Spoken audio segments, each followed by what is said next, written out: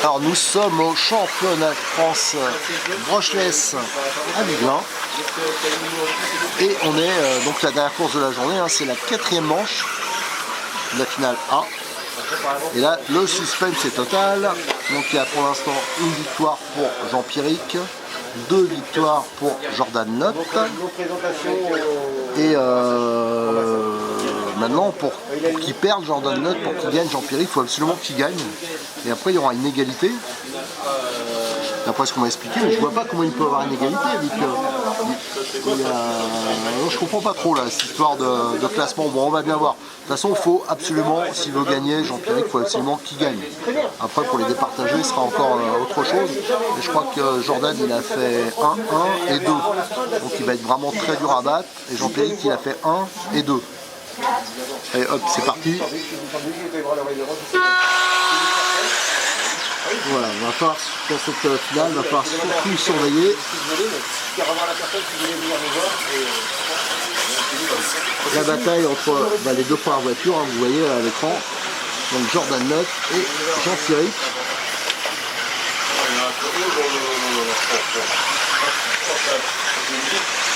Jordan, Jean-Pierrick, pour l'instant ils n'ont pas fait faute, ils ont les 2 premières places. Si c'est comme les autres finales, ils vont prendre un peu de large. Pour l'instant les deux ils ont quand même, on peut dire, dominé cette finale. Voilà, devant, voilà. J'ai pas vu qui s'est gavé, mais devant nous on a entendu des bruits de carrosserie. Allez, là il a fait un petit écart, on a vu Jordan, hein. On a une droite, là la voiture elle est partie en saucisse. Donc automatiquement Jean-Pierrick il a recollé.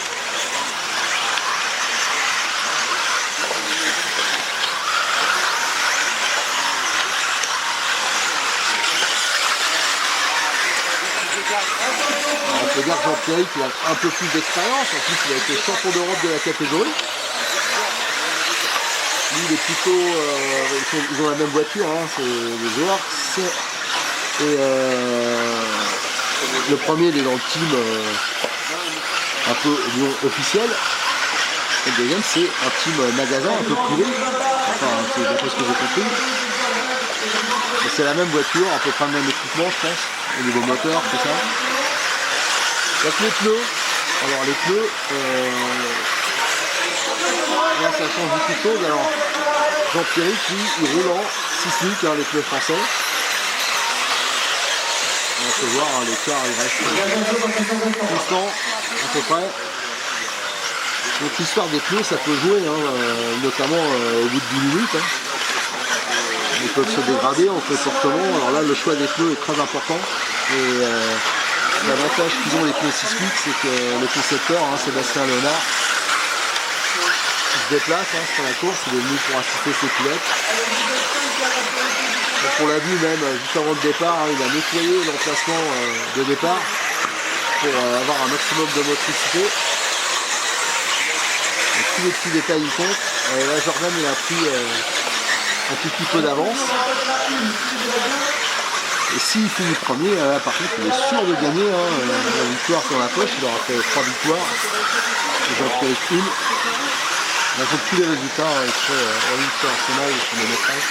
Je vais récupérer, je vais les scanner au propre à la maison.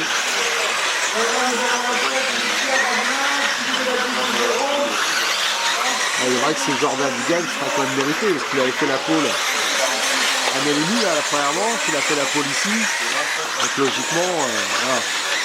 Alors à savoir que Jordan il roule aussi en Truggy, et tout à l'heure il a fait, il y a eu la finale, la dernière finale A Truggy, et il est arrivé, donc second, hein, c'est Jérôme Sarkel qui a remporté cette catégorie, à peu près 3 secondes d'écart, hein, avec Jean-Pierrick. Et en 3e position, on a Julien Sturget. par contre c'est un hot body, si je ne me trompe pas. Au début des fois, c'est ça, on verra avec les pilotes, hein, parce que on n'a pas toujours les infos. Lui, les pilotes qui communiquent beaucoup sur leur page Facebook. Alors si on la suit pas, si on fait pas partie du fan club un peu, donc c'est vrai que c'est compliqué vraiment d'avoir toujours les dernières news.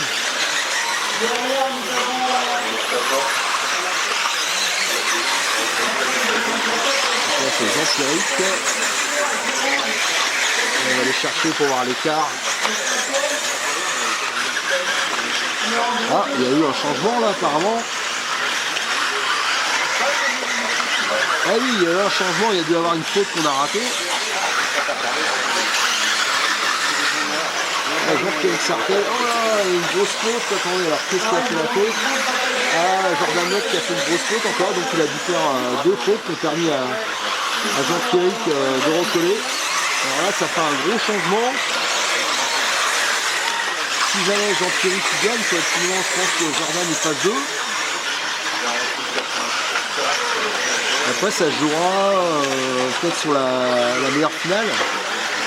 Pour les départager, on va voir. Donc là, c'est il y a du suspense pour la victoire sur cette manche. Attends, je suivais les d'autres pilotes, là, donc il s'est passé quelque chose. Ah là, il a refait une faute, Jordan. On va suivre Jordan un peu.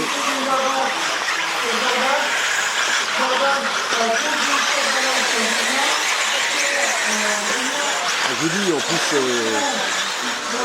ils n'ont pas la même mode de pneus, pas les mêmes réglages. Donc ça peut jouer aussi. Hein. Là, il recolle. Ça reste quand même très proche. Hein.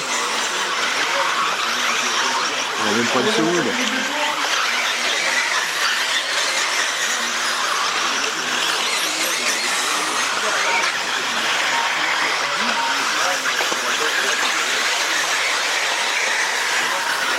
Jean-Pierre qui va être au numéro 2.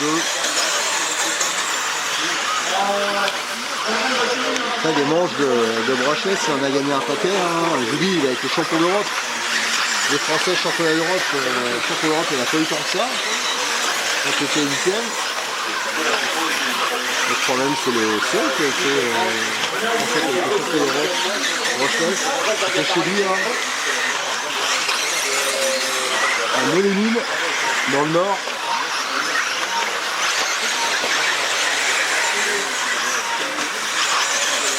Fanny Sartel qui a beaucoup fait pour la voiture RC en Ligue 4 avec Jean-Paul qui malheureusement nous a quitté il y a peu de temps, qui a été un très grand président du club de Mélénine, club qui a été repris maintenant par Jérôme, hein, qui est le nouveau président du club.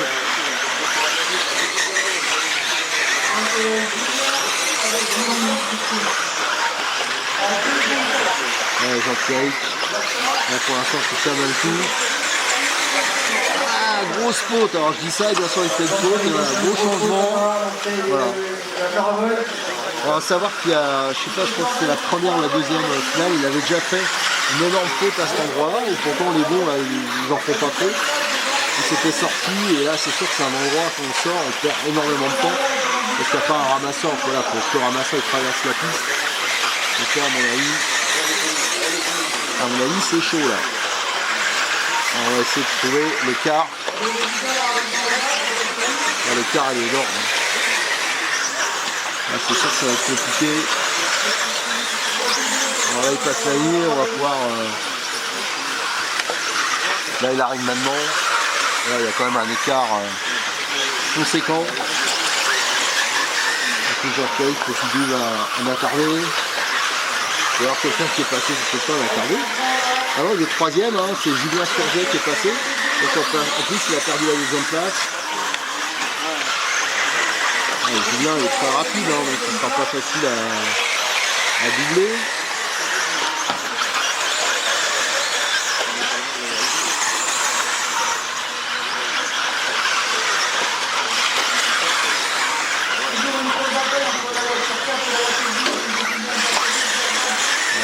ça se bat plus pour la seconde place.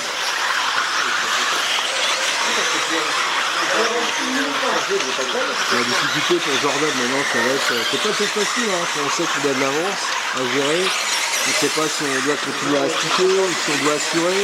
Des fois quand on doit assurer, oh non, bah là encore une faute pour Jean-Pierre. C'est bizarre, il fait des fautes à des endroits où voilà, c'est pas spécialement là que normalement les pilotes font des fautes, mais voilà, c'est un peu dommage.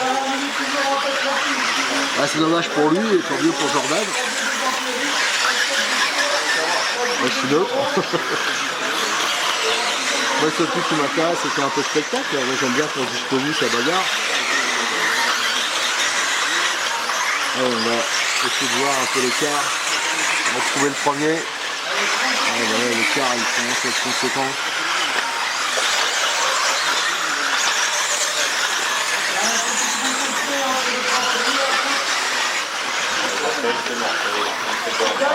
Il a refait une faute apparemment. Voilà, de toute façon maintenant il doit être troisième. Donc on peut dire que sauf énorme rebondissement, c'est bon pour Jordan. Ah, il va avoir une victoire méritée, il a fait la pole. Devant Joseph, de pole. Ah là il a failli partir en solo, vous avez vu hein. Il a failli faire la même faute que Jean-Pierre. Là il s'arrête. Donc voilà, victoire de Jordan Nock. Ah papa il va être content, il a toute la famille.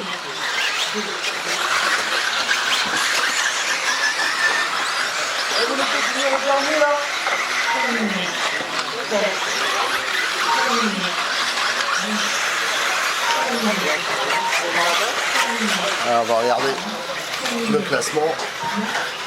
Jordan Nock devant Julien Surget et Jean-Pierre Sartel et Ramoulin Pierre qui avait gagné la première manche au Marmouzet et Jérôme Sartel, hein, donc Théo Lemaire et il y a beaucoup de gens du Nord. Hein.